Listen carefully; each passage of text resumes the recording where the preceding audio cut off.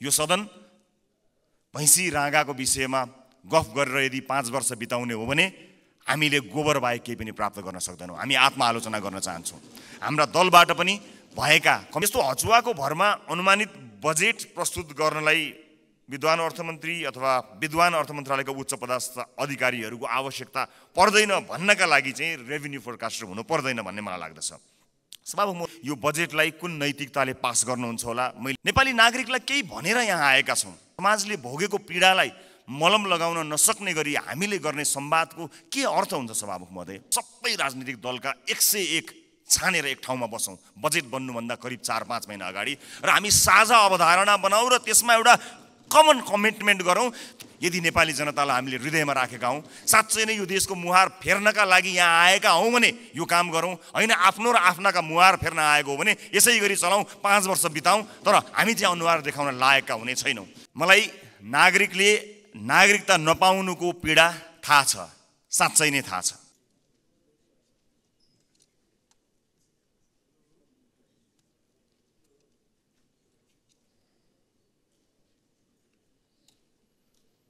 माननीय सभामुख महोदय, म आजको विषयवस्तुमा प्रवेश गर्नुभन्दा अगाडि केही कुरा स्पष्ट गर्न चाहन्छु। जनतामा भ्रमित हुने गरी जबरजस्ती फैलिएका प्रोपागान्डाहरूको प्रतिकार गर्न र सत्य सन्देश प्रवाह गर्नका लागि एक जिम्मेवार जनप्रतिनिधिका हैसियतले आफ्नो दृष्टिकोण जनता समक्ष पुर्याउने थलो पनि संसद भएका हुनाले म यो अनुमति चाहन्छु। सभामुख महोदय, नागरिकता विधेयकका सम्बन्धमा राष्ट्रिय स्वतन्त्र पार्टी कुनै समुदायको विरुद्ध छ भन्ने भाष्य जबरजस्ती निर्माण गरेर निमुखा नागरिकलाई गुमराहमा राख्न खोजिएको छ। त्यसो गर्नेहरूलाई म यति मात्र भन्न चाहन्छु कि राजनीतिसँग कुनै सरोकार र भोट बैंकको कुनै आवश्यकता नहुँदा पनि प्राकृतिक विपत्ति, वैदेशिक रोजगारीका समस्या र मिटर ब्याज जस्ता विषयमा आवाजविहीन मधेसी जनताको पक्षमा हामी उभिएको संसार साक्षी छ। मैले श्रेय लिन खोजेको होइन, एउटा दृष्टान्त मात्र दिन खोजेको हुँ। सम्मान्य सभामुख महोदय, मलाई नागरिकले नागरिकता नपाउनुको पीडा थाहा छ, साँच्चै नै थाहा छ। कुनै पनि नेपाली नागरिक नागरिकताबाट वञ्चित हुनु हुँदैन, त्यो उसको नैसर्गिक अधिकार हो। जन्मसिद्ध नेपाली नागरिकका सन्तान र एकल आमाहरूका सन्तानको नागरिकताको अधिकार मेरो र तपाईँको जति नै सुनिश्चित छ हुनुपर्छ। सभामुख महोदय, मात्र वैवाहिक अङ्गीकृतका विषयमा मौन रहेका हुनाले यसबारेमा छलफल चलाउन खोजिएको हो।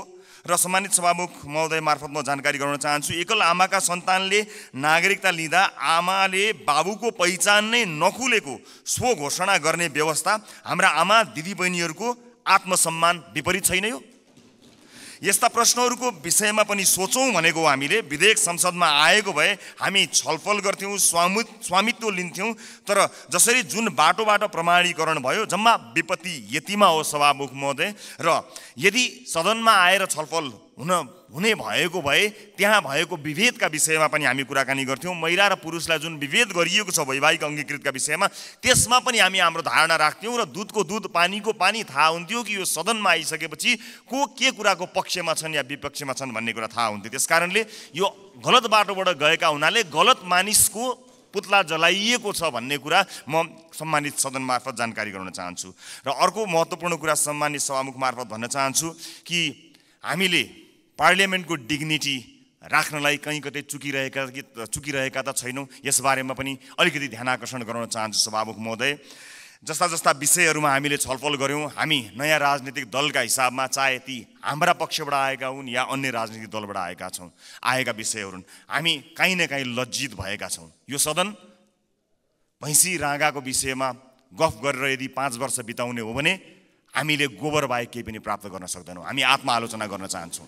हाम्रा दलबाट पनि भएका कमी कमजोरीलाई आत्मआलोचना गर्न चाहन्छौँ र नयाँ राजनीतिक दलका रूपमा हामी एउटा नयाँ अभ्यास लिएर आएका छौँ। हामीले आज बजेटमा कुराकानी गरिरहँदा, राष्ट्रका महत्त्वपूर्ण मुद्दामा कुराकानी गरिरहँदा आम सर्वसाधारणमा संसदबाट गएको सन्देश राम्रो सन्देश गएको छैन। म आफ्नो भागको ब्लेम, आफ्नो भागमा परेको जुन दुःख छ त्यो आफ्नो जिम्मेवार हुन चाहन्छु र आफ्नो राजनीतिक दलका तर्फबाट गत केही दिनहरूमा भएका बहसहरू अलिकति अमर्यादित भएकोमा क्षमा याचना पनि गर्न चाहन्छु। सामान्य सभामुख महोदय, म अब विषयवस्तुमा प्रवेश गर्न चाहन्छु। आगामी आर्थिक वर्ष 80-81 का लागि सरकारले गत 1 महिनामा विनियोजन विधेयकका प्राथमिकता, त्यसपछि नीति तथा कार्यक्रम अनि अहिले बजेट बारेमा बजेट प्रस्तुत गरेको छ। यी कार्यक्रमहरू हेर्दा मनमा एउटा प्रश्न जन्मिएको छ सभामुख महोदय। सरकारले प्रस्तुत गरेको यो विनियोजन विधेयकका प्राथमिकता, नीति तथा कार्यक्रम र बजेट एउटै सरकारले ल्याएर आएको हो कि फरक फरक सरकारको पालामा आएको भन्ने कुरामा म चाहिँ अलिकति दोधारमा परेको छु। किनभने यी कार्यक्रमहरूबीच तालमेल कहीँ कतै भेटिएको छैन। यसबारेमा छुट्टै बहस गरौँला। तर अहिले म बजेटमा केन्द्रित भई केही कुराहरू राख्न चाहन्छु। सामान्य सभामुख महोदय, एउटा उदाहरण मात्र म यहाँ प्रस्तुत गर्न चाहन्छु। मान्नुहोस् कुनै एउटा परिवार छ, त्यो परिवारका 4 सदस्यले कमाउँछन्। एकजना सरकारी जागिरे छ भन्ठान्नुहोस्, एकजना कृषि कार्य गर्छ, एउटा खुद्रा पसल चलाउँछ, अर्को एउटा वैदेशिक रोजगारीमा जान्छ। त्यस परिवारको घरमूलीले आउने वर्ष हाम्रो प्रत्येक सदस्यको आम्दानी एउटा 5% भनौँ न, 5%ले बढ्छ भनेर हिसाब देखायो भने कसरी पत्याउने? घरमूलीले हिसाब देखाए जस्तो सबैको आम्दानीको वृद्धि दर एउटै कसरी हुन सक्छ सभामुख महोदय? जस्तै सरकारले दिने पारिश्रमिकको कुरा, त्यसको वृद्धि दर सरकारले निर्धारण गर्छ। व्यापारबाट हुने आम्दानीको त्यसको चाहिँ बजारको व्यवस्थापनले निर्धारण गर्छ। वैदेशिक रोजगारीमा हुने कुरा रोजगारदातामा भर पर्छ, श्रमको माग अनुसार भर पर्छ, ती देशको नीतिले निर्धारण गर्छ। कृषिबाट हुने आम्दानी, उत्पादनको अवस्था, बिक्री मूल्यहरूले निर्धारण गर्छन्। मैले दृष्टान्त दिएको घरमूलीको त्यो 5% को बेसुरा अनुमानको उदाहरण हाम्रो अर्थमन्त्रीज्यूको अनुमानसँग ठ्याक्कै मिल्छ कि भन्ने मलाई लागेको छ। यो बजेटमा माननीय अर्थमन्त्रीज्यूले चालु आर्थिक वर्षको जम्मा राजस्वको संशोधित अनुमानभन्दा आगामी आर्थिक वर्ष चाहिँ 24.37%ले राजस्वको वृद्धि हुने अनुमान गर्नुभएको छ। यो अङ्क याद गर्नुहोला माननीय सदस्यहरू, 24.37। यस बजेटमा माननीय अर्थमन्त्रीज्यूले राजस्वका 90 वटा शीर्षकहरूमध्ये 68 वटा शीर्षकहरूबाट प्राप्त हुने राजस्वको मूल्य दर 24.37% नै हुन्छ भन्ने अनुमान गर्नुभएको छ। साथै राजस्वका मुख्य आधारहरू जस्तै कर, गैर करको दुवैको वृद्धि दर पनि 24.37% अनुमान गर्नुभएको छ। त्यसैगरी करका स्रोतहरूमा आय, मुनाफा तथा पुँजीगत लाभमा लाग्ने कर, वस्तु तथा सेवामा आधारित कर र वैदेशिक व्यापारमा लाग्ने कर सबैको वृद्धि दर 24.37% हुन्छ भन्ने अनुमान गर्नुभएको छ। सामान्य सभामुख महोदय, होलसेलमा गरिएको यस्तो अनुमानबाट यो पुष्टि हुन्छ कि यो बजेटको लेखन एउटा झारा टार्ने काम र एउटा गैर जिम्मेवारी काम भएको अथवा हेलचेक्राइपूर्ण ढङ्गबाट गरिएको हो कि भन्ने आशंका गर्ने प्रशस्त ठाउँहरू रहेको छ। यद्यपि यो रेभेन्यू फोरकास्टरको रूपमा म आफूलाई प्रस्तुत गरिरहेको छैन र यो रेभेन्यू फोरकास्टिङको विज्ञ पनि म होइन। तर यसरी यो कुनै एउटा कम्प्युटरमा एउटा एक्सेल सिटमा चालु आर्थिक वर्षको अङ्क राखेर त्यसमा चाहिँ 24.37% जोडेर राजस्व वृद्धिको अनुमान, यो चाहिँ जो कोहीले पनि गर्न सक्ने म देख्दछु। फेरि पनि म जोड लगाउँछु कि म रेभेन्यू फोरकास्टिङको विज्ञ चाहिँ होइन। यस्तो हचुवाको भरमा अनुमानित बजेट प्रस्तुत गर्नलाई विद्वान अर्थमन्त्री अथवा विद्वान अर्थ मन्त्रालयका उच्च पदस्थ अधिकारीहरूको आवश्यकता पर्दैन भन्नका लागि चाहिँ रेभेन्यू फोरकास्टर हुनु पर्दैन भन्ने मलाई लाग्दछ।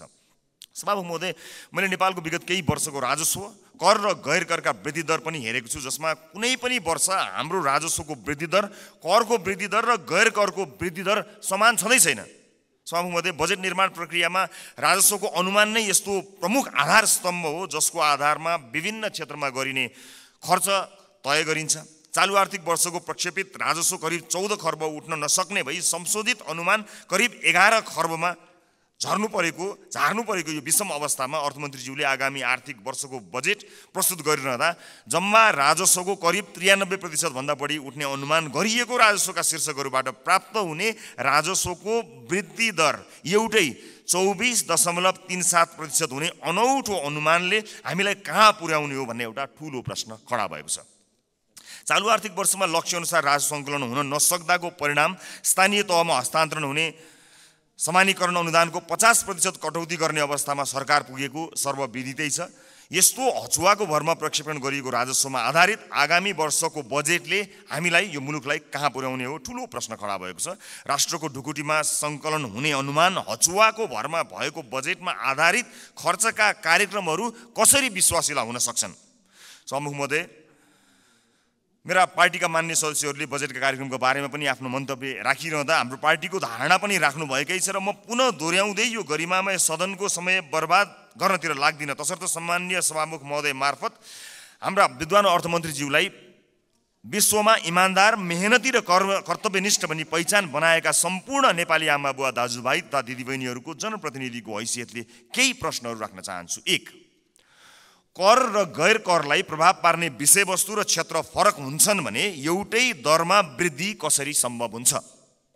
2, कुल राजस्व र कर वृद्धिको दर एउटै कसरी हुन्छ?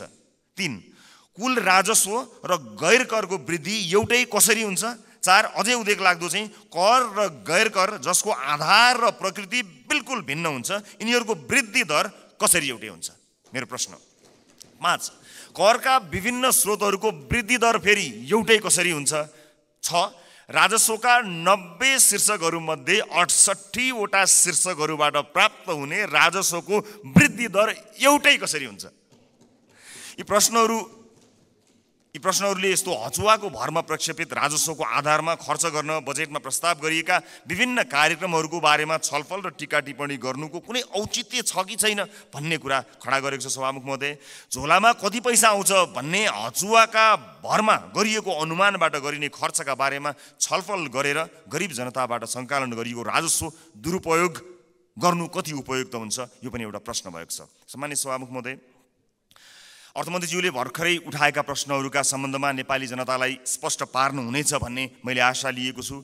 यदि यसको स्पष्ट र विश्वास लाग्दो आधार नेपाली जनता सामु आएन भने सत्ता पक्षका माननीय सांसदहरूले यो बजेटलाई कुन नैतिकताले पास गर्नुहुन्छ होला, मैले गम्भीर प्रश्न खडा गरेको छु। सम्मानित सभामुख महोदय, राष्ट्रिय स्वतन्त्र पार्टी यो सदनमा उपस्थित भइसकेको छ। विगतमा जे भए पनि अब त्यसरी नचलोस्। माननीय अर्थमन्त्रीज्यूले मैले उठाएका प्रश्नहरूको विश्वासिलो आधारसहितको भरपर्दो जवाफ दिनु सक्नु भएन भने मलाई आशा छ उहाँ राजस्व अनुमानमा संशोधित प्रस्ताव लिएर आउनुहुनेछ। हामी सृजनात्मक र रचनात्मक प्रतिपक्षको भूमिका निर्वाह गर्दै उहाँको संशोधित बजेटलाई पारित गराउन फेरि अग्रणी भूमिका निर्वाह गर्नेछौँ। सभामुख महोदय, सचेत नेपाली जनताहरूले हेरिरहेका छन्। बहुमतको आधारमा यस्तो हचुवाको भरमा अनुमान गरिएको राजस्वमा आधारित बजेटलाई पास गरेर अघि जाने हो भने यसको जिम्मेवारी पास गर्नुहुने सम्पूर्ण माननीयज्यूहरूले लिनुपर्नेछ। गल्ती हुन सक्छन्, त्यसलाई सच्याएर अघि बढ्नु इमान्दारिता र महानता हो।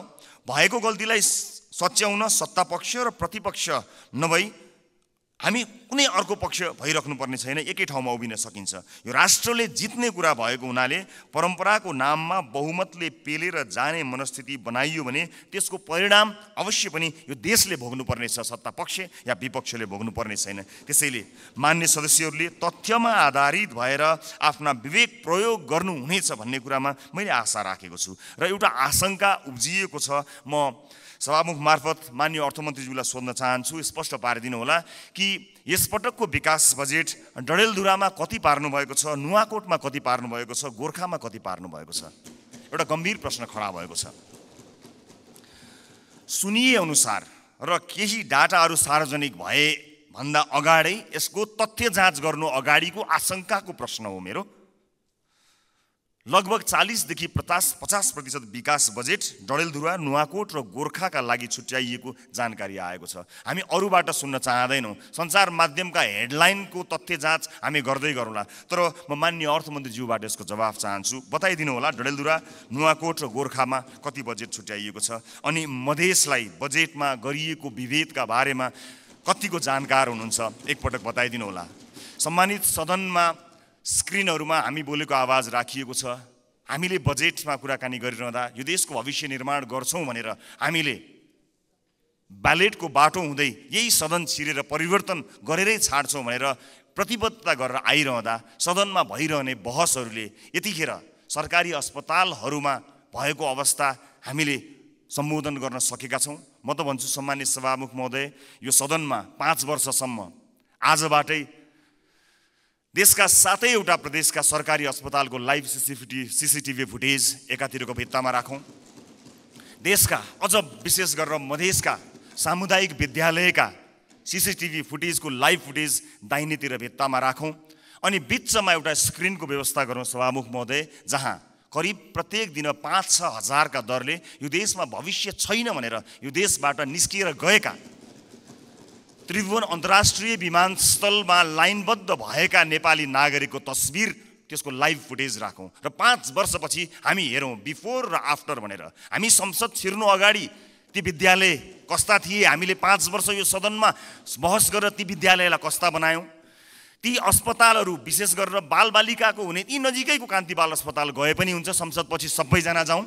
त्यो अस्पताललाई हामीले 5 वर्ष यो सदनमा विभिन्न, कोही कसैले असाध्यै नरम भनेर, असाध्यै असल ज्ञानी प्राणी भनेर, कसैले हामी जस्ता चर्का आवाजमा बोलेर, जसले जसरी बोले ता भए पनि हामीले गरेको नीति निर्माणले 5 वर्ष अघि र 5 वर्ष पछाडि के फरक पर्यो भन्ने कुरा यो स्क्रिनमा राखौँ र त्यसपछि 5 वर्षपछि आउने सदनलाई त्यो स्क्रिनको अर्को दृश्य हस्तान्तरण गर्ने प्रतिबद्धता व्यक्त गरौँ। यदि यसरी गर्न सक्दैनौँ भने र यसरी रागा भैँसीका भरमा बहसहरू चलाएर अगाडि बढ्ने हो भने नेपाली जनतामा निराशा छाउँछ। सभामुख महोदय, म गम्भीर ध्यान आकर्षण गर्न चाहन्छु। यो सँगसँगै म अर्को एउटा ध्यान आकर्षण पनि गराउन चाहन्छु। हामीले बनाउने कानुनहरूका आधारमा र अझ विशेष गरेर हामीले छुट्याएको प्राथमिकताहरूका आधारमा जनजीविकामा प्रभाव पर्नुपर्ने हुन्छ, हाम्रो जीवनमा प्रभाव पार्ने होइन।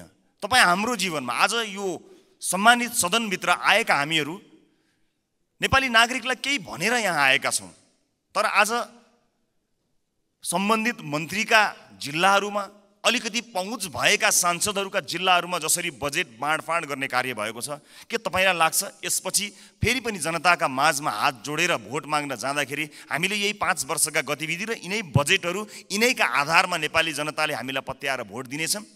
दिने छैनन्। यदि नेपाली जनताले विवेक प्रयोग गरे भने दिने छैनन्। र जुन किसिमको बहस सम्मानित सदनमा केही दिन अगाडि भयो, त्यो बहस यदि निरन्तरता हुने हो भने सम्मानित सभामुख महोदय मार्फत भन्न चाहन्छु, म चाहिँ नेपाली जनतालाई अनुहार देखाउने हैसियतको रहने छैन। त्यसकारणले यो सदनमा हुने बहस अत्यन्त महत्त्वपूर्ण बनोस्, यहाँ हुने सरसल्लाहहरू महत्त्वपूर्ण बनुन् भन्ने कुराको ध्यान आकर्षण गराउन चाहन्छु र आफ्ना दलका तर्फबाट म यसको प्रतिबद्धता पनि व्यक्त गर्न चाहन्छु। सञ्चार माध्यममा आएका विषयलाई लिएर नै हामी कहिलेकाहीँ सदन अवरुद्ध पनि गर्दा रहेछौँ, त्यसको फ्याक्ट चेक गर्नु पनि महत्त्वपूर्ण हुने रहेछ। मैले निर्ममतापूर्वक भन्नै पर्छ, केही, सबै होइनन्, केही सञ्चार माध्यमहरूमा कयौँ व्यापारी व्यवसायीहरूले लगानी या विज्ञापनबाट प्रभाव पारेका छन्। यो सत्य हो। बोल्न धेरैजना किन डराउनुहुन्छ भने ती सञ्चार माध्यमहरूले गलत लेखिदिँदा आफ्नो छवि बिग्रन्छ भन्ने डरले कयौँ मान्यहरू बोल्नुहुन्न, तर त्यसो भन्न मिल्दैन।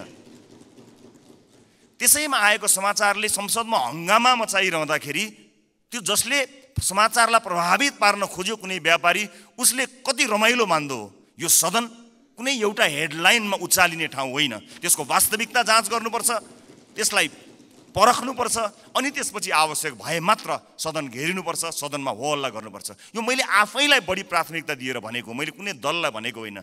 हाम्रो दल पनि यसमा सहभागी छ। त्यसकारणले हामी केही नयाँ गरौँ भनेर आएका दलहरू हामी पुरानै शैलीमा गयौँ र हामी पनि त्यही रोगमा लाग्यौँ भने मैले अघि भने जस्तै हामीले प्राप्त गर्ने भनेको यी गाई र भैँसीका अथवा भैँसी र राँगोका कुराकानी गऱ्यौँ भने अन्त्यमा हामीले प्राप्त गर्ने भनेको त्यो गोबर बाहेक केही पनि होइन। मैले सम्मानित सदनलाई यो कुरा जानकारी गराउनै पर्नेछ।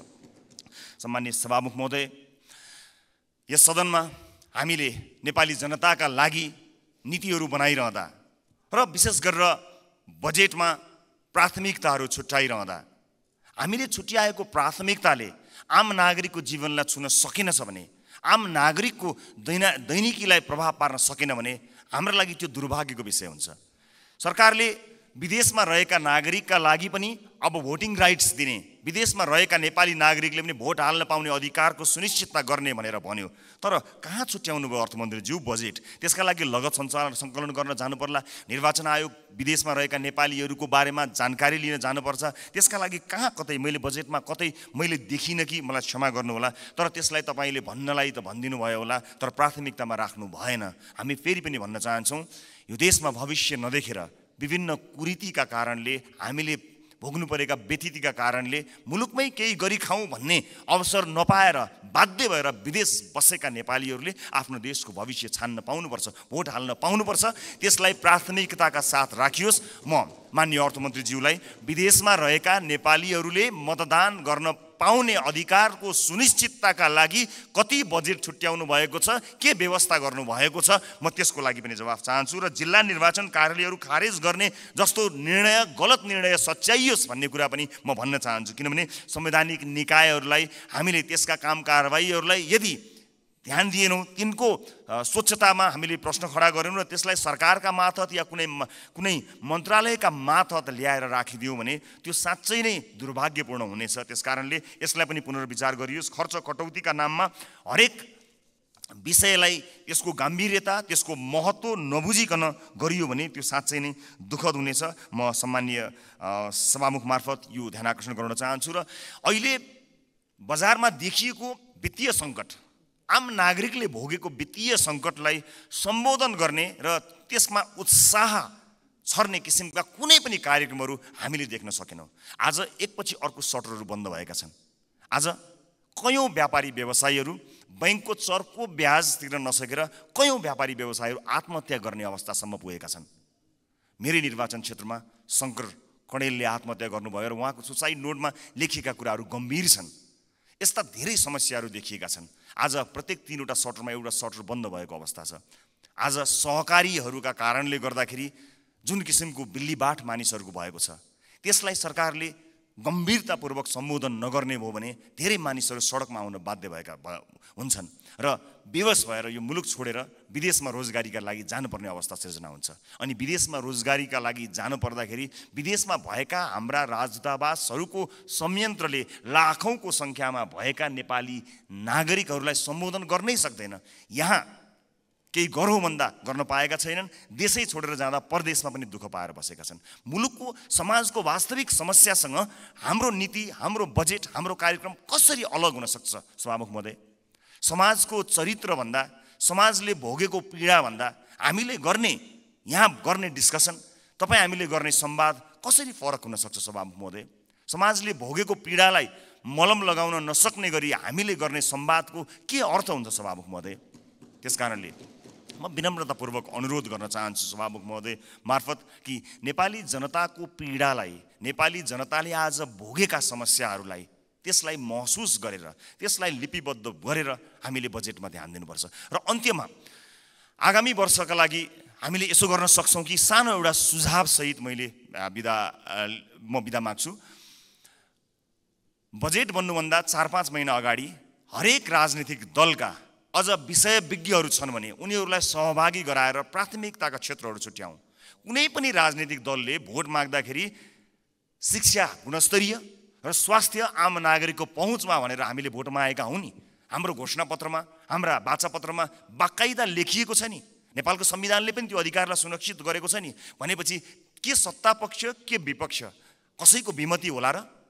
हामीले कस्तो शिक्षा नीति बनाउने? आउनुहोस् सबै राजनीतिक दलका साथीहरू एक ठाउँमा उभियौँ र एउटा साझा शिक्षा नीति सरकारलाई हामीले रेकमेन्ड गरौँ। किनकि तपाईँले भोट माग्दा पनि नेपाली जनतालाई राम्रो शिक्षा दिन्छु भन्नुभएको हो, मैले भोट माग्दा पनि नेपाली जनतालाई राम्रो शिक्षा दिन्छु भनेको हो। अनि यहाँ राजनीति कसरी भयो? तपाईँको जिल्लाका बाटोहरूमा भोट हालेपछि अब तपाईँ या कुनै नेताको जिल्ला अथवा गाउँठाउँमा बाटो पुर्याएर भोट माग्ने दिनको त अब अन्त्य गर्नुपर्छ। हजुर सिङ्गो देशलाई हेर्नुपर्छ। अब त त्यसरी चल्दैन बाँडेर। यो नागरिकको स्वास्थ्यका लागि आवश्यक पर्ने हेल्थ केयर बिल कस्तो हुनुपर्छ? सबै राजनीतिक दलका 101 छानेर एक ठाउँमा बसौँ बजेट बन्नुभन्दा करिब 4-5 महिना अगाडि र हामी साझा अवधारणा बनाऊ र त्यसमा एउटा कमन कमिटमेन्ट गरौँ। त्यसलाई सरकारको शिक्षा नीति बनाऊ। कोही विपक्षमा हुने छैनन् किनकि सबैको अपनत्व हुनेछ। त्यसै गरी स्वास्थ्यका विषयमा कुराकानी गरौँ, अफोर्डेबल हेल्थ केयरका बारेमा हामी कुराकानी गरौँ र सबै दलका माननीयहरू अझ विषयविज्ञहरूलाई राखेर र आवश्यक परे नागरिक समाजबाट पनि विषयमा विज्ञता हासिल गरेका मानिसहरूलाई ल्याएर यो देशको स्वास्थ्य नीति कस्तो हुन्छ भन्ने कुरामा बहस गरौँ। 5 महिना अगाडि बहस गरौँ र त्यस बहसबाट निस्किएको निष्कर्ष, चाहे त्यो मुखमा त्यो निष्कर्ष निस्किएको भोलिपल्ट सरकार ढलोस्, जसुकैको सरकार बनोस्, सत्तापक्ष प्रतिपक्ष बनोस्, प्रतिपक्ष सत्तापक्ष बनोस्, तर त्यो नीति फेल हुनु भएन। यदि नेपाली जनतालाई हामीले हृदयमा राखेका हौँ, साँच्चै नै यो देशको मुहार फेर्नका लागि यहाँ आएका हौँ भने यो काम गरौँ, होइन आफ्नो र आफ्नाका मुहार फेर्न आएको हो भने यसै गरी चलाउँ, 5 वर्ष बिताउँ, तर हामी चाहिँ अनुहार देखाउन लायकका हुने छैनौँ। देशको मुहार जस्ताको तस्तै, तर राजनीतिज्ञको मुहार कति धेरै चम्किलो भएको छ हेर्नुहोस् त। किनकि हामीले जनताका मुद्दालाई चुनावका बेलामा मात्र सम्झ्यौँ, चुनाव पछाडि बिर्स्यौँ। म सम्पूर्ण माननीय सदस्यहरूलाई, सत्ता पक्ष प्रतिपक्ष जहाँ रहनु भएको छ, म सबैलाई विनम्रतापूर्वक अनुरोध गर्न चाहन्छु। नागरिकता विधेयकमा पनि हामीले भन्न खोजेको त्यही हो, ओनरसिप यहाँ छलफल हुन पाएको भए सम्भवतः त्यसमा भएका बुँदाहरूमा अथवा छुटेका विषयहरूमा छलफल गर्न सकिन्थ्यो। यहाँ भएका कुनै पनि दलका मान्य सदस्यहरूले नेपाली नागरिकले नागरिकताबाट वञ्चित हुन परोस् भन्ने कुरामा मत हाल्नै सक्नुहुन्न। कसले सक्नुहुन्छ र? विमति कसैको पनि हुने छैनन्। तर सबैले अपनत्व महसुस गरी सही ढङ्ग र सही बाटोमा आएको भए अहिले सम्भवतः सम्मानित अदालतमा गएर त्यो अड्किने थिएन। अनि त्यसको दोष केही दलहरूले लिनु परेको छ, वास्तवमा होइन। नेपाली नागरिकले नागरिकता प्राप्त गर्नुपर्छ भन्ने कुराको विरोधमा, त्यसको विपक्षमा कोही पनि नेपाली हुनै सक्दैन। तर त्यसभित्रको अन्तर्वस्तुमा पछिसम्मलाई सोचेर संवेदनशील विषयहरूमा यो सदन जहाँ नयाँ माननीयहरू र नयाँ राजनीतिक दलका रूपमा हामी पनि आएका छौँ, हामी पनि यसमा सहभागी हुन चाहन्छौँ अनि हामी पनि यो छलफलमा सहभागी हुन चाहन्छौँ, अन्तर्वस्तुमा कुराकानी गर्न चाहन्छौँ र त्यो विधेयकले छुटाएका तर महत्त्वपूर्ण विषयमा हामी योगदान दिन चाहन्छौँ र इतिहासलाई त्यो दस्तावेजमा हामी पनि सही साक्षी हौँ भनेर भन्न चाहन्छौँ। हामी पक्षमा छौँ। हामी जन्मसिद्ध नेपाली नागरिकहरूले नागरिकता पाउनुपर्छ भन्ने कुराको पक्षमा छौँ। हामी सम्पूर्ण योग्य नेपाली नागरिकहरूले नागरिकता पाउनुपर्छ भन्ने कुराको पक्षमा छौँ। हामी त्यो बहसमा सहभागी हुन चाहन्छौँ र पछिसम्म यो मुलुकलाई हित हुने विषयमा सहभागी मात्र हुन चाहन्छौँ। सम्मानित सदनमा आज मैले यति कुराहरू राखेँ। मलाई विश्वास छ हामीले गरेका बहसहरू केवल बहसका लागि होइनन्। हामीले भनेका यी शब्दहरू, हामीले प्रकट गरेका हाम्रा धारणाहरू केवल यतिकै एउटा धारणा राख्नलाई गरिएका विषयवस्तु होइनन्। विशेष गरेर यसपटकको संसदका सबै जस्तो सेसनहरूमा, सबै जस्तो विषयहरूमा आम नागरिकको चासो तुलनात्मक रूपमा अघिल्ला वर्षहरूको भन्दा बढी भएको एउटा डाटाले बताएको छ। अर्थात् नेपाली नागरिकहरू तुलनात्मक रूपमा नेपालको संसदमा भइरहेको बहसलाई अचेल, अत्यन्त गम्भीरताका साथ हेरिरहेका रहेछन्। एउटा अध्ययनले त्यो बताएको छ। यस्तो चासोको विषय बनेको यो सदन हाँसोको विषय नबनोस्, महत्त्वपूर्ण निर्णयहरू आउन सकुन् र एक अर्कामा सहकार्य गर्दै संसदीय मर्यादालाई कायम राख्दै बहसहरू कायम गरेर मुलुकका लागि केही चिज दिन सकियोस्। र यो 5 वर्षमा जसरी भनिन्छ नि, हामी हाम्रो जीवनको 5 वर्षलाई पल्टाएर हेऱ्यौँ भने 5 वर्ष अगाडि हामी कहाँ थियौँ र 5 वर्ष पछाडि हामी कहाँ छौँ भन्ने कुरा हामी सजिलै हेर्न सक्छौँ। व्यक्तिको जीवनमा 5 वर्षको धेरै ठुलो महत्त्व हुन्छ। देशको जीवनमा पनि त्यो 5 वर्षको अझ धेरै महत्त्व हुन्छ। त्यसकारणले हामी यो सदनको जब अन्तिम दिनमा यहाँ बोल्नेछौँ, अघि मैले भने जस्तै हामीले विशेष गरेर देशको टड्कारो समस्यामा रहेका नागरिकको स्वास्थ्यमा यो 5 वर्ष सदनभित्र आएर हामीले के गर्यौँ त्यो भन्न पाइयोस्। त्यसपछि निर्वाचित हुने मान्यज्यूहरूलाई बुझाउन पाइयोस् हामीले यो देशका लागि यति गर्न सक्यौँ, बाँकी तपाईँको जिम्मा भन्न सकियोस्। अघिल्लो सदनले हामीलाई के बुझायो? आज अघिल्लो सदनले बुझाएका कयौँ भ्रष्टाचारका काण्डहरू काँधमा बोकेर हामी हिँड्नु परेको छ। त्यसको निराकरण गर्नुपर्दाखेरि यहाँ एउटा दलको नाम आयो भने अर्को दलले विभिन्न बाहनामा बार्गेनिङ गरेर त्यसलाई विषयान्तर गर्न खोज्ने हो कि भन्ने आशंका पैदा भएको छ। एउटा विषय उठ्छ, त्यसपछि त्यो विषय सेलाउँछ, अर्को विषय उठ्छ। कता कता आशंका पैदा भएको छ। मैले भनेको थिएँ कि कहीँ पुराना राजनीतिक दलहरू एक अर्काको पोल खुल्ला भनेर आत्तिएका त छैनन्, विषयान्तर गर्न लागिरहेका त छैनन्। हामीलाई डर भएको छ। नेपाली जनताले नयाँ म्यान्डेट दिएर पठाएको राजनीतिक दलका रूपमा हामी पुराना माननीयज्यूहरूबाट सिक्न चाहन्छौँ, बुझ्न चाहन्छौँ। तपाईँको राजनीतिक लडाइँ र तपाईँको राजनीतिक इतिहासको मानमर्दन गर्ने हाम्रो ध्येय कहीँ पनि छैन।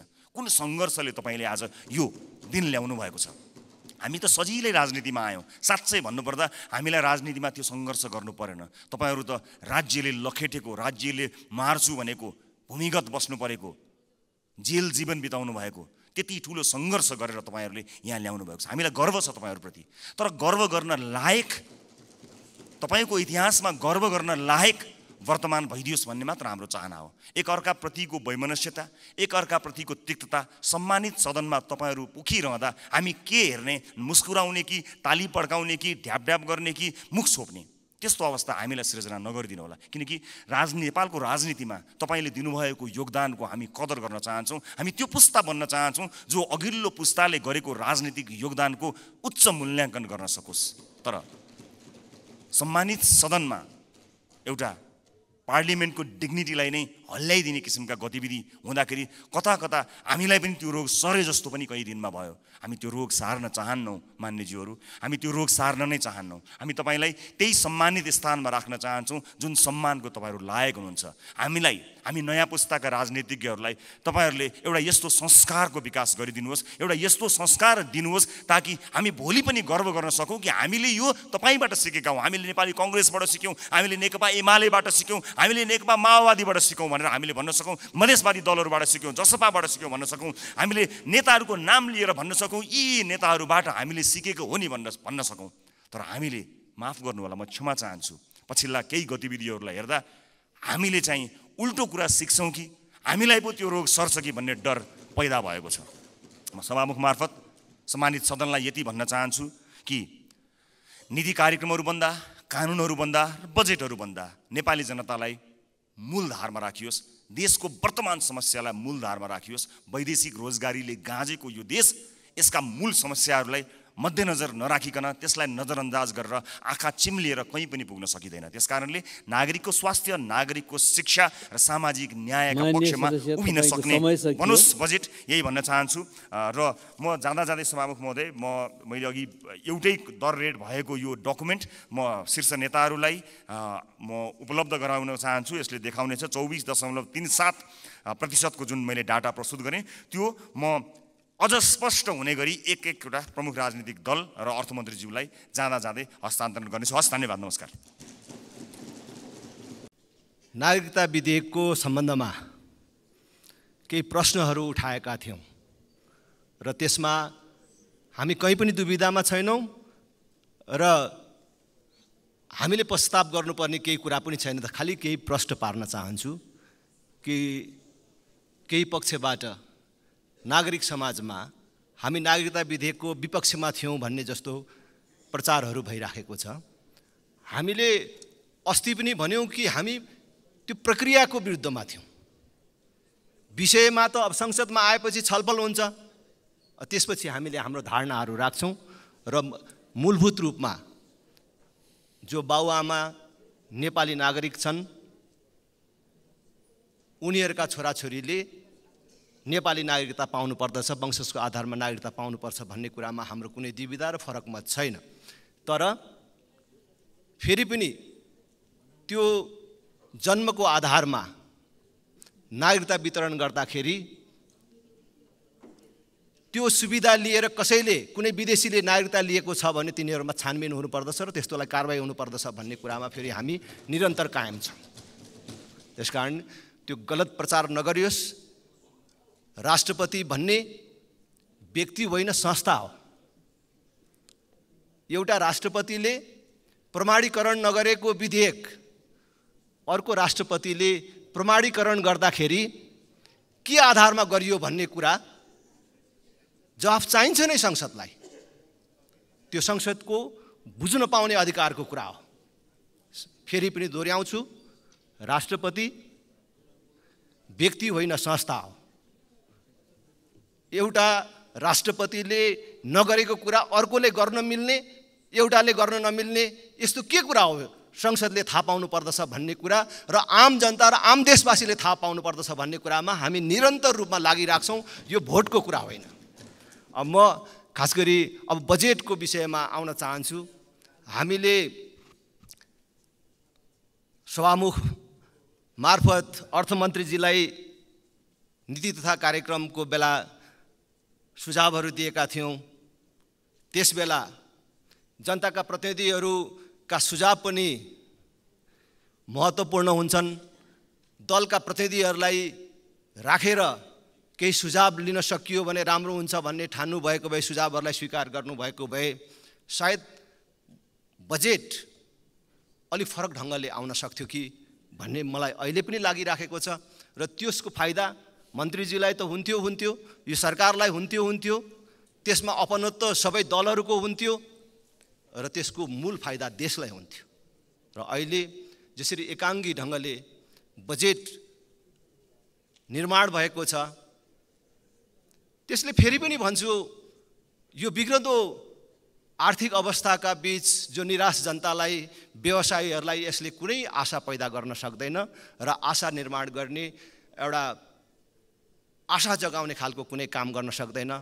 बजेट बनाउने भनेको देशको सुदूर भविष्यलाई हेरेर हो, कुनै पार्टीलाई हेरेर, कुनै निर्वाचन क्षेत्रलाई हेरेर बनाइने होइन र कुनै व्यवसायिक घरानालाई हेरेर बनाइने होइन। बजेट बनाउँदाखेरि विगतबाट शिक्षा लिनुपर्छ। हामीले अघिल्लो वर्षहरूमा अनुमान गरेका राजस्व असुलीको अवस्था के रह्यो र हामीले छुट्याएका खर्चहरू कुन ढङ्गले खर्च भए र हामीले कहाँ छुट्याएको खर्चहरू प्रभावकारी ढङ्गले परिणाम दिने खालका हिसाबले हामीले सुनाउने ढङ्गले, देखाउने ढङ्गले, देखिने गरी जनताले, देशले छुन पाउने, भोग्न पाउने, देख्न पाउने ढङ्गले कार्यान्वयन भए त्यसबाट शिक्षा लिनुपर्छ। तर हामीले फेरि त्यही निरन्तरता, अघिल्लोचोटि बनेका बाटाहरू जो बन्दैछन्, अधुरा छन्, ती अघिल्लो सरकारले बनाएको होला, अघिल्लो पार्टीकोले बनाएको होला, अघिल्लो मन्त्रीकोले बनाएको होला, ती जति सबै खारेज गर, फेरि अब हामीले भनेको ठाउँमा राख। बाटाहरू सबै अधुरा छन्, तपाईँहरूले फेरि अहिले चाहिँ नयाँ योजनाहरू सुरु गर्नुभयो भन्ने कुरा सुन्नमा आएको छ। त्यसमा हाम्रो लागत कति गयो? एक ठाउँमा बन्न छोडेर अर्को ठाउँमा बन्न थाल्नु त्यति ठुलो फरक कुरा होइन, तर त्यो लथालिङ्ग अवस्थामा छोड्दाखेरि त्यो आयोजनामा हाम्रो लागत कति गयो, यसतर्फ ध्यान पुग्न सक्यो कि सकेन? हेर्नुहोस्, अहिले बजेटको आकार ठुलो बनाउनु भयो भनेर भन्नुपर्ने कुनै कारण छैन, तर बजेटको आकार ठुलो नभए पनि यो अहिले चालु आर्थिक वर्षको राजस्व असुलीलाई हेर्दाखेरि पनि यसले अहिले पनि फेरि त्यो असुली अथवा लक्ष्य प्राप्ति हुन्छ भन्ने देखिँदैन। अनुमान, अनुदान र ऋणमा आधारित बजेट छ। यति उठ्ला, यति अनुदान पाइएला अनि यति ऋण लिउँला भनेर भनेको बजेट ठिक ठाउँमा खर्च गर्न सक्नुपर्छ र ठिक ठाउँमा खर्च हुनुपर्छ भन्ने मलाई लाग्छ। मन्त्रीजीले अहिले राजस्व उठ्न सकेन, अहिले चालु आर्थिक वर्षमा लक्ष्य प्राप्त हुन नसके पनि अब आउने उसमा लक्ष्य प्राप्त गर्नुपर्छ भनेर करका दर र दायराहरू बढाउने कोसिस गर्नुभएको छ। तर त्यो जुन करको दर र दायराहरू बढाउने क्रममा अन्धाधुन्ध काम गरिएको छ, त्यसले एकातर्फ कर बढ्ने देखिन्छ भने अर्कातर्फ त्यसले झन् नकारात्मक भनेको दुष्प्रभावहरू छोड्ने देखिन्छ। तपाईँले हवाई टिकटमा भ्याट लगाउने कुरा गर्नुभएको छ। मानिसहरू भन्छन् त्यसै नै हाम्रो हवाई टिकट दर अहिले पनि महँगो छ, त्यसमा भ्याट पनि तपाईँले जोडिदिनु भयो भने त्यसको कारण पर्यटकहरूको आउने क्रममा प्रभाव पर्यो भने त्यो असुली बेसी हुन्छ कि त्यसले गर्ने नोक्सानी बेसी हुन्छ त? यसतर्फ हाम्रो ध्यान गयो कि गएन?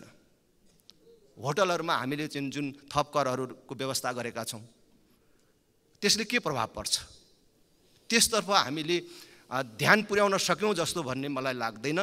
जसै गरेर चाहिँ कृषिजन्य वस्तुहरूमा हामीले करको व्यवस्था गऱ्यौँ, सायद छलफल चल्दाखेरि भन्ने कुरा भयो होला कम्पनीहरूलाई लगाइदिउँ, तर आज कम्पनीमा त साना साना कम्पनी भनौँ कृषि व्यवसायका मानिसहरू पनि गएका छन्, किनभने कम्पनीमा दर्ता नगरिकन ऋण पाइँदैन, अनुदानको व्यवस्था गरिएको छ, अनुदान पाइँदैन भनेपछि कम्पनीमा जाने सबैले कर तिर्नुपर्ने, कृषिजन्य उत्पादनमा कर तिर्नुपर्ने भइसकेपछि यसले त मलाई लाग्छ कि फेरि चाहिँ भारतबाट कृषिजन्य वस्तु आयातमा झन् ठुलो मद्दत गर्छ। हामीले यो 5 वर्षमा कृषि अनुदानमा मात्रै केन्द्रबाट 68 खरब भन्दा बेसी अनुदान दिएको देखिन्छ। प्रदेश तथा स्थानीय तह समेतकोलाई हेऱ्यो भने त्यो खरबमा पुग्न सक्छ। हामीले कृषि अनुदानमा यति धेरै अङ्क बढाए पनि उत्पादनमा वृद्धि भयो कि भएन भनेर हेर्ने हो भने हरेक वर्ष कृषिजन्य वस्तुहरूमा आयात बढेकै छ र हरेक वर्ष बढेको देखिन्छ। त्यसकारण हामीले अस्ति पनि भनेका थियौँ यस्तो विषयमा समीक्षा हुनुपर्दछ, छलफल हुनुपर्दछ, यसको प्रभाव के रह्यो त भन्ने कुराहरूमा छलफल गरेर अगाडि बढ्नु राम्रो हुन्छ भनेर भनेका छौँ। विद्युतीय गाडीमा पनि सर्वसाधारणले किन्न सक्ने विद्युतीय गाडीमा करको दर बढाइयो। सार्वजनिक प्रयोजनका लागि ल्याइने विद्युतीय गाडीको भन्सार शुल्क अथवा कर चाहिँ वृद्धि गरियो, तर महँगो गाडी जसलाई हामी लग्जरियस गाडी भनेर भन्छौँ, ठुला बडाहरूले चढ्ने गाडी भन्छौँ, त्यसको चाहिँ कर घटाइयो। यस्तो चिजहरूले स्वाभाविक रूपले अन्यल सिर्जना गरेको छ। बजेट आउनु अघिल्लो दिन 500-700 गाडीहरू छुटे भित्रिए, त्यो गाडीहरूको भोलिपल्ट भन्सार दर बढ्यो। यस्ता कुराहरू पनि आएका छन्। त्यसकारणले मैले खालि अर्थमन्त्रीजीलाई भन्न चाहन्छु कि अझै पनि सुधार गर्न सकिने ठाउँहरू छन् भने सुधार गरेर जानु राम्रो हुन्छ। त्यो सबैको लागि राम्रो हुन्छ। मैले यहाँ रोस्टममा उभिएर बोल्दाखेरि जहिले पनि भनेको छु, हामीले जे कुरा गर्छौँ त्यो हामी सबैको लागि हो। यसले नकारात्मक सन्देश गइराखेको छ मात्र होइन, हामीले हाम्रो देशमा विद्युतीय गाडी उपयोगमा सबैलाई प्रोत्साहित गर्ने र कालान्तरमा पेट्रोलियम पदार्थ आयात घटाउने भनेर जुन उद्घोष गरेका छौँ त्यसलाई बल पुग्दैन। मैले त सधैँ भनेको छु, बरु ठुल्ठुला सार्वजनिक यातायातका साधनहरू जो विद्युतबाट चल्ने अथवा विद्युतीय गाडीहरू जसले ल्याउँछन्, विद्युतीय बसहरू ल्याउँछन्, उनीहरूलाई पूर्ण रूपले भन्सार निःशुल्क गरिनु पर्दछ। त्यो आँट गरेर जानुपर्दछ। त्यो भयो भने एउटा नयाँ सिलसिलाको सुरुवात हुन्छ। बजेटले जनसाङ्ख्यिक लाभ लिने दिशातर्फ पनि ध्यान दिन सकेको देख्दैन। जस्तै अहिले हाम्रो 15 देखि 59 वर्ष उमेर समूहको मानिसहरूको सङ्ख्या 62% छ भनेर भनिन्छ। त्यो जनसङ्ख्याको लाभ यो बजेटले, यो सरकारले कसरी लिन्छ? आज त्यो जनसङ्ख्याको 11% त वैदेशिक रोजगारीमा छ, बाँकी रहेकाहरू पनि बेरोजगार छन्। देशमा उद्योग धन्दाहरूको स्थापना गर्ने, रोजगारमूलक उद्योगहरूलाई प्रोत्साहित गर्ने र देशभित्रै रोजगारी सिर्जना गर्ने भन्ने कुराहरू यहाँ कहाँ भेटिन्छ? नयाँ वैदेशिक रोजगार गन्तव्यहरूको खोजी गर्ने भनेपछि त फेरि पनि बेरोजगार उत्पादन गर्ने र वैदेशिक रोजगारमै प्रोत्साहित गरिराख्ने भन्ने कुराहरू देखिन्छ। मैले अस्ति नीति तथा कार्यक्रमको बेला पनि भनेको थिएँ, केही यस्ता क्षेत्रहरू निर्धारण गरौँ जहाँ कसैले रोजगारमूलक उद्योगहरू खोल्छ, हजारौँ मान्छेहरूलाई रोजगार दिने उद्योगहरू स्थापना गर्छ भने उसलाई विद्युतमा सहुलियत दिने व्यवस्था गरौँ। त्यो आँट गर्नु पर्थ्यो, नयाँ कुराहरू ल्याउन सक्नु पर्थ्यो। हाइड्रोजनमा जाउँ, मल कारखाना स्थापनातर्फ जाउँ। मल कारखानाको कुरा पनि हरायो, हाइड्रोजन उत्पादनको कुरा पनि हरायो र हामी खालि बिजुली कसरी भारतलाई जिम्मा लगाउने, त्यो पनि खोला नालै जिम्मा लाउने, उत्पादन गरेको बिजुली लाउने होइन, खोला नालै लाउने। अस्ति सम्माननीय शेरबहादुर देउवा प्रधानमन्त्री त्यस बेला चाहिँ हुनुभएको बेला पश्चिम सेती छ के बुझाउनु भयो। अहिले फुकोट कर्णाली, अरुण चौथो तल्लो, हामीले भारतलाई विद्युत उत्पादन गर्न यी खोलाहरू जिम्मा दियौँ, यो सम्झौता गऱ्यौँ भन्नेमा जहिले पनि हामी गौरव गर्छौँ। हामी आफै उत्पादन गर्ने भयौँ, हाम्रै पैसाले गर्ने भयौँ, हाम्रो विदेशमा रहेका वैदेशिक रोजगारमा रहेका युवाहरूको पैसाले गर्ने भयौँ, हाम्रो गैर आवासीय नेपालीहरूबाट गर्ने भयौँ र त्यसतर्फ हामीले विकल्प खोज्यौँ भन्नेतर्फ हाम्रो ध्यान गएन। भारतले लगानी गरेन भने हाम्रोमा बिजुली उत्पादन नै हुँदैन, उत्पादन भयो भने पनि खर्च गर्ने ठाउँै हुँदैन भन्नुहुन्छ। हामी किन मल कारखाना स्थापना गर्दैनौँ? फेरि पनि भन्छु, हामी किन हाइड्रोजनतर्फ जाने आँट गर्दैनौँ? अब अलिक दिनपछि के अरे अर्को यो मुगु कर्णाली र माथिल्लो अरुण दिनु बाँकी छ, त्यसको बारेमा पनि छलफल भइराखेको सुन्नमा आएको छ। त्यसकारण म सरकारको ध्यान आकर्षण गर्न चाहन्छु, अहिले तपाईहरूले कपास विकास समिति खारेज गर्ने कुरा गर्नुभयो, राष्ट्रिय दुग्ध विकास बोर्ड खारेज गर्ने कुरा गर्नुभयो, नेपाली लुगालाई प्रोत्साहित गर्ने, हाम्रा उद्योग धन्दाहरू खोल्ने भनेर भन्नुहुन्छ, कपास विकास समिति बन्द गर्नुहुन्छ। यो कसरी, कस्तो बुद्धिले यो कामहरू हुन्छ? अहिले पनि दुग्धजन्य पदार्थहरूको हाम्रो उत्पादनले धानी राखेको छैन, पोलिसी निर्माण गर्ने एउटा निकाय दुग्ध विकास बोर्ड किन खारेज गर्नुहुन्छ? त्यसले काम गरेन भने त्यसलाई त प्रभावकारी बनाउनु पर्यो। यो कसको स्वार्थमा, कसको लहैमा यस्ता कामहरू भइराखेको छ? माननीय सदस्य, तपाईँको समय सकियो। हामी सबैको ध्यान जान सकोस्। धेरै धेरै धन्यवाद।